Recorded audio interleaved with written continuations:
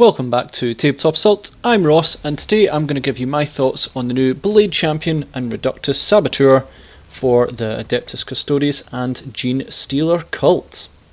Going to the Adeptus Custodes first with the Blade Champion. Now, some bonus stats, they're in the text. It has 6 attack space and leadership 11. With single entity stuff, its leadership is not the biggest thing in the world. It's mainly if there's spells or something that might target it. Still, always handy to have a bit of higher stats on that one, and maybe it'll be a bit more, over the Adeptus Custodes range anyway. So pretty cool. I think it is the first model that we've seen with actual leadership 11. Correct me if I'm wrong there, I might be forgetting, maybe Gulliman or Sand King might have 11, but as far as I know, it's the only one. Correct me if I'm wrong there. Now, we do have the weapon they use, which is Vault Swords, and you can use them in 3 different styles. Behemoth, which seems to be your anti-monster vehicle, because any force to hit automatically wounds, meaning you're reliably going to be getting 3 wounds automatically through once you actually just hit, and then you're going to roll for wounds anyway. So that's quite cool. That should be a reliable amount of damage, especially at AP -4. Hurricanus, which is only AP -1 and 1 damage, but you're going to make 12 attacks because you have 6 attack space. That could be a nice way to clear away chaff units. And Victus, which is if you're going to be against a character, you get to reroll wounds, and that is very, very nice. Obviously, you're probably going to hit on 2+, and at strength 6, I'm going to assume this is going to mean you're going to wound a lot of characters on 3s, maybe maximum of 4s because you're going to be strength 6, but still with those reroll wounds, that's going to be a reliable amount of damage at AP -4. If that character does not have an invul save, is likely to get chopped to bits. We also have Legacy of Combat at the start of the fight phase. This model basically gets to fight first, and it can heroically intervene. Very, very handy to just add on a lot of pressure to your opponent. And Consummate Swordsman means in combat, any unmodified hit rolls of 1, 2, 3 always fail, and each time a melee attack is allocated to this model, add 1 to the armor save. So this is an absolute combat monster. Now, thoughts on this one? This is appearing in a codex where the average to hit roll is 2s. It's the strength and toughnesses are 5s with 2 up save. So extreme combat prowess in Adeptus Custodes. Did we need another one of these? I mean, it's very good at its job, but I think points are going to be absolutely essential to decide how viable it is versus just taking another model. This seems to be a little bit of a jack of all trades and also a master of everything in terms of combat, but then again, everyone in this combat's pretty good at combat. Assuming Wardens go up to 5 attacks, they're currently 4, they might not, and their axes still swing at strength 8, this character may see, it has to be similar points, maybe no more than 20-25 points difference. Sure, it is doing a lot here, but Wardens themselves are very, very, very deadly units. I mean, even the Terminator is also dangerous as well. So I'm very interested in the points. So it's going to be really deciding whether we need another combat monster and an army made dedicated of them versus maybe something that was support. I really hope there's some relics or upgrades to further customize them. I love the idea of a Blade Champion that maybe works in a slightly different way, sacrifices maybe, strength or damage for more attacks or more reliable wounding. I don't know, but I love the concept behind it. And the stats on average Custodes versus price is always going to be defining of this character. If I was to give a preference, now I'm a big Custodes player in this one, I would have loved a battlefield planning unit. Custodes are very much, they do more in their role than just guard the Emperor and excel at combat. They are they do their blood games, so there's different ways in which they enact combat. I believe they're also trained in assassinating as well, correct me if I'm wrong in the lore on that one, and they're also very good at planning and just general battlefield. I think I would have liked one similar to Genestealer Nexus, one that had a battlefield map out on there, and that they were sort of dictating the flow of battle and they would give buffs that way. I think the Custodes, that would be really, really cool. Not a unit dedicated to combat, in an army dedicated to combat, but one about tactical side and bonuses that may be applied or debuffs to your opponent. That to me would be really cool. So overall, I do like the Blade Champion. I think the model is stunning. I love some of the details on it, and I can see some really deadly use to it. But then again, this is when it comes to combat, this is a deadly force already.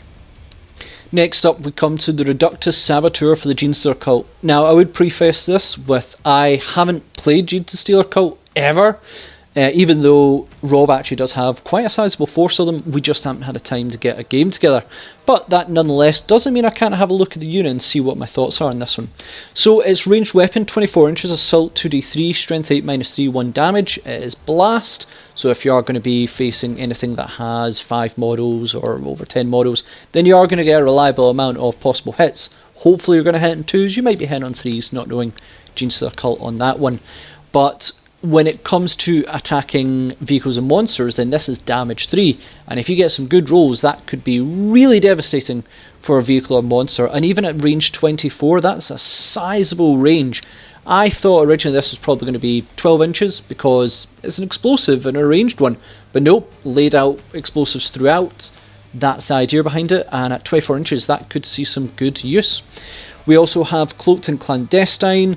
This allows ranged attacks against you. When you receive benefit of cover, add 1 to saving throw, and you can't really be targeted if you're within a terrain piece unless you are the enemy unit targeting you is within 12 inches and you're -1 to hit, which is really, really nice. Good bit of survivability. If you're going to use the Reductus Saboteur, really nice backfield.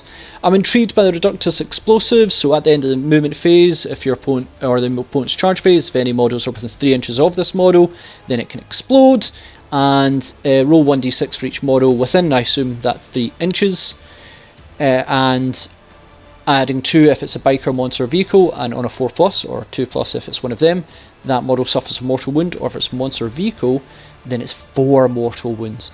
So very interesting Reductus explosive on that one, and I'm going to say on that we do need to get a little bit more information in this one. Can they be shot? For instance, your opponent sees the explosive and like, absolutely not, maybe they need 6s to take them out.